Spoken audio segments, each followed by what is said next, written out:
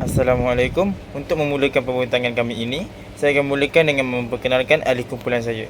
Yang pertama sekali adalah Ahmad Said Maulana bin Tukiran. Nombor matriksnya AA212173. Tengku Luqman Al-Hakim bin Tengku Munawi. Nombor matriks AA211736. Dan juga saya, Syed Aziz bin Syed Husin, AA211272. Abstrak ataupun ringkasan projek kami ini ialah kami menjalankan kajian ergonomik yang dijalankan di Universiti Tun Hussein Al Malaysia UTHM kampus Pagoh dan kawasan sekitarnya. Kami menggunakan skop kajian iaitu tempat duduk perhentian bas di hadapan kampus UTHM. Kami telah mengambil restoran dari kalangan mahasiswa dan mahasiswi. Idea dan cadangan sempurna juga diambil kira dalam membentuk tempat duduk ini. Setiap spesifikasi, dimensi dan bahan yang digunakan untuk mereka bentuk tempat duduk yang baru adalah berdasarkan kajian yang telah dilakukan untuk mencapai objektif yang diinginkan. Latar belakang projek kami iaitu tempat perhentian bas ini menjadi tapak kajian kami kerana perkhidmatan bas muafakat iaitu bas awam yang disediakan kerajaan Johor menjadi salah satu pengangkutan utama bagi mahasiswa dan mahasiswi ke Bandar Muar. Rata-rata pengguna kursi perhentian bas ini mengalami ketidakselesaan ketika menggunakan tempat duduk ini. Hal ini kerana yang pertama, jumlah pengguna tempat duduk ini melebihi had pengguna yang boleh digunakan dalam satu masa.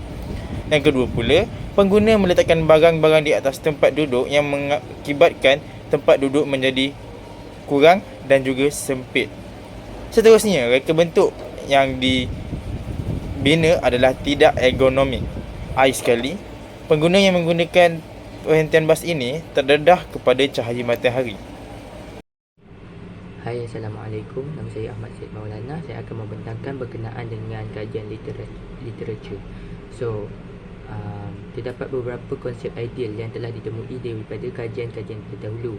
Yang pertama adalah kursi yang ergonomik perlulah mempunyai sokongan bahagian bawah paha yang kedudukannya berada lebih daripada 90 darjah. Konsep yang kedua ialah kursi yang ideal perlu mempunyai penyandang sokongan belakang di mana penyandang sokongan belakang itu berfungsi untuk menampung bahagian belakang badan. Dan yang konsep yang ketiga adalah ukuran reka bentuk kursi yang ideal ialah ketinggian sebanyak 44, kedalaman sebanyak 42 cm dan kelebaran kursi sebanyak 42.15. Kursi juga perlu ditambah bilangannya agar mencukupi bagi pengguna untuk duduk pada satu-satu masa. Terdapat 4 jenis kursi yang ditawarkan di perhentian bas. Kursi yang pertama adalah kursi besi dengan konkrit di hujung. Kursi ini diperbuat daripada besi dan konkrit. Kursi ini juga tahan lama tapi tidak selesa. Kursi ini tidak ditawarkan penyandang pada bahagian belakang. Kursi yang kedua adalah kursi kayu.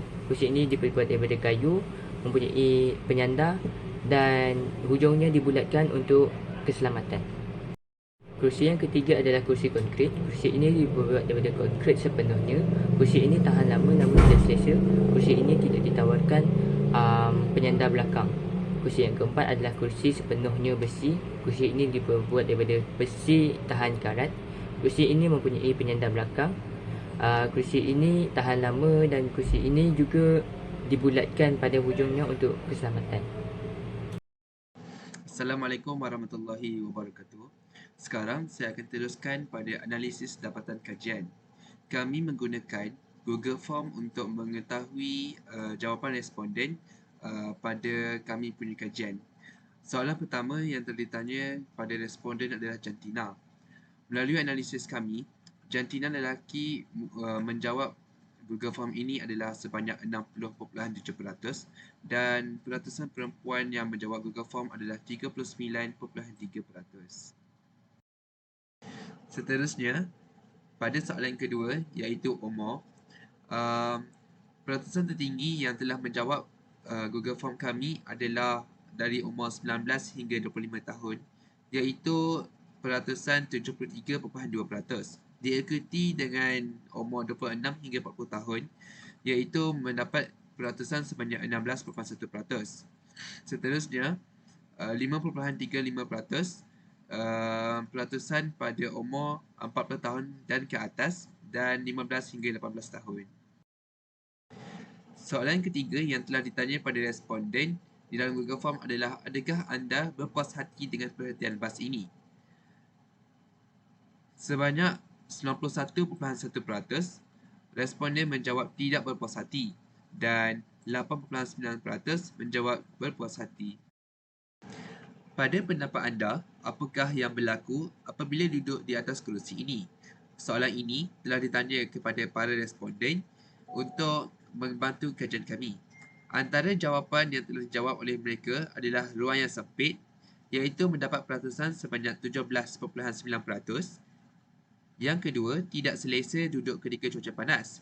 Jawapan ini telah dijawab sebanyak 32.1%. Jawapan ketiga adalah sakit pinggul, iaitu bersamaan dengan 14.3%. Dan peratusan yang paling tinggi yang dijawab oleh para responden adalah semua sekali, iaitu sebanyak 35.7%.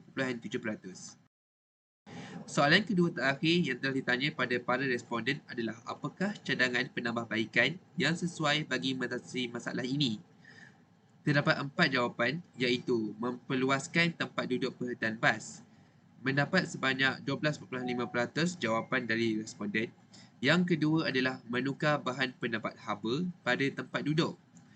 Telah mempunyai 17.9% yang telah dijawab oleh responden. Yang ketiga, mengubah suai reka bentuk tempat duduk, iaitu bersamaan dengan 21.4%. Dan peratusan yang paling tinggi, iaitu semua sekali, dijawab oleh para responden sebanyak 48.2%. Soalan terakhir yang telah ditanya pada responden adalah, adakah kerusi sandar diperlukan pada tempat duduk perhentian bas ini?